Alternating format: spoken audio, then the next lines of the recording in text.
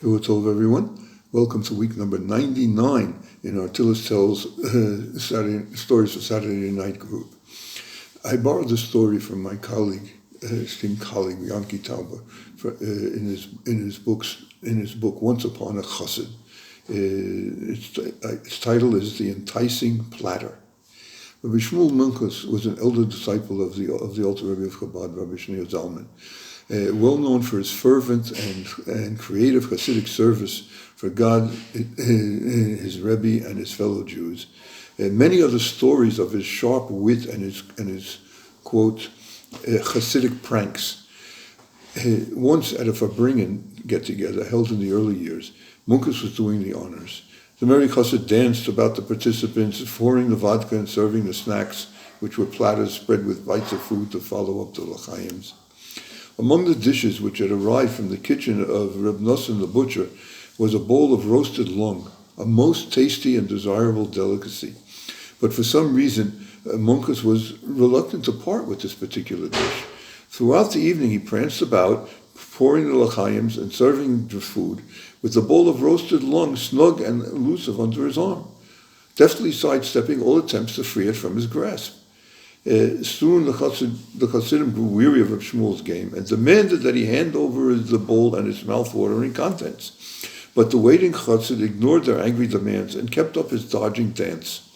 Finally, a few of the younger Chassidim decided that Munkes' prank had gone far enough. They rose from the table, and soon the bowl and its bearer were cornered. But with a final leap and twist, Reb Shmuel dumped the roasted lung into the spittoon, and broke out in a merry chasek dance. The younger Chassidim sat to consider the gravity of his crime, and decreed that a few well-placed lashes were in order. Without batting an eye, Reb Shmuel stretched himself out on the table and received his due from the belt of one of the Chassidim. After, he set out in search of more refreshments to keep the Farbringen going. But the hour was late, and the best he could come up with was a plate of pickled cabbage, donated by one of the Leozner residents. Upon seeing the replacement dish, the expressions on the faces of those who had already imagined the taste of the roasted lung grew as sour as the sauerkraut set before them. But soon a commotion was heard in the hallway. The town's butcher ran in, a most stricken look on his face. "Jews, don't eat the lung. There has been a terrible mistake." It seems the butcher was out of town, and the shochet's wife mistakenly gave the butcher's wife a non-kosher lung to roast for the Farbringen.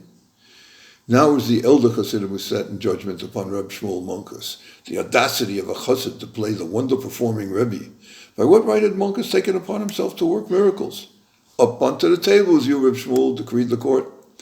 After receiving his punishment for the second time that night, Reb Shmuel explained, "I wasn't revealed inside information, God forbid, regarding the roasted lung, but you should know, after I entered into private audience with the Rebbe for the first time, I resolved that no material desire would ever dictate to me. So I trained myself not to allow anything physical to overly attract me. When the bowl of roasted meat arrived, I found that my appetite was most powerfully aroused. I also noticed that the same was true of many around the table. To be so strongly drawn by a mere piece of meat? I understood that something was not right. Okay, satisfied? Now, let's get back to the Farbringen."